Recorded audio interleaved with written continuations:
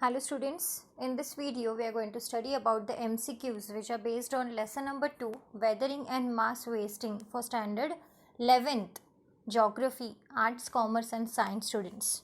So let us start with the first question. The process by which oxygen reacts with iron minerals in rock to form rust is called as dash. Options are solution, carbonation, hydrolysis and oxidation. So the right answer here will be oxidation. Why? Because the solution in that the material or the particles of the rock easily they start dissolving in it. Okay. There is no change in the color or there is no formation of rust. Second is carbonation, which reacts with CO2, that is carbon dioxide. So during those process also you don't find a rust.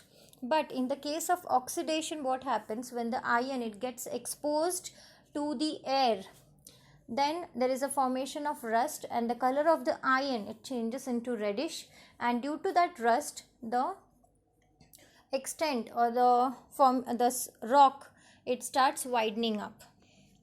Next question. Water that gets into tiny cracks can cause a rock to break apart because water dash when it freezes. So the options are contracts, widens, dissolve and becomes acidic. So here whenever a water is in liquid state, it has a flexibility. It can just twist and turn and be flexible in any container or any particular crack or slot whichever it is present. But when the same water is freezed, when it converts its liquid state into solid state, then it starts occupying more volume and it starts exerting more pressure to the side walls. So because of that, what happens, the particles or the side of that particular rock is going to start widening. So because of widening, the freezed water it causes weathering. So here the right option is widens when it freezes. Next, which of the following is not an agent of chemical weathering? So here the options are carbonic acid, oxidation, glaciers and acid rain. So here CO2, then oxygen as well as the acid rain, all of them belongs to chemical weathering. Only the glaciers, they do not belong to chemical weathering. Next question. Weathering is the breaking down of rock into dash. So the options are blunders, mountains, sediments and ice. So here it's very clear that the definition of weathering is what?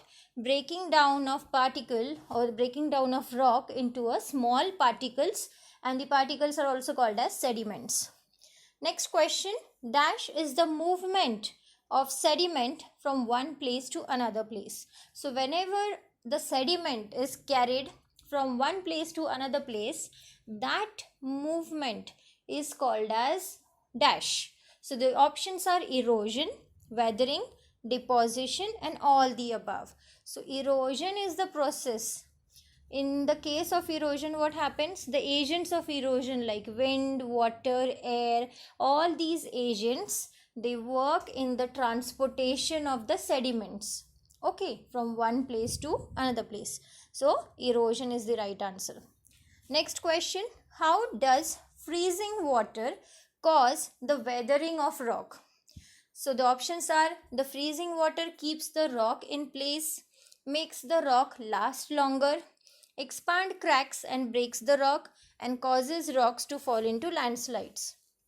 So basically whenever there is freezing of rock, the liquid water gets turned into a solid state.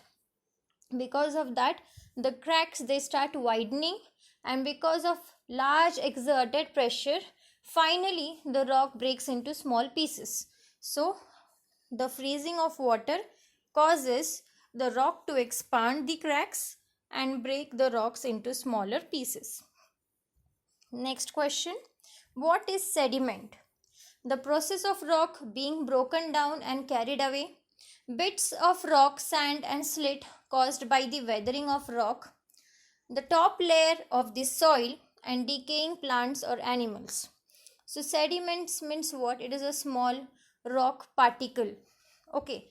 So these particles are formed. Why? Because of the process of weathering. So basically Sediment is what?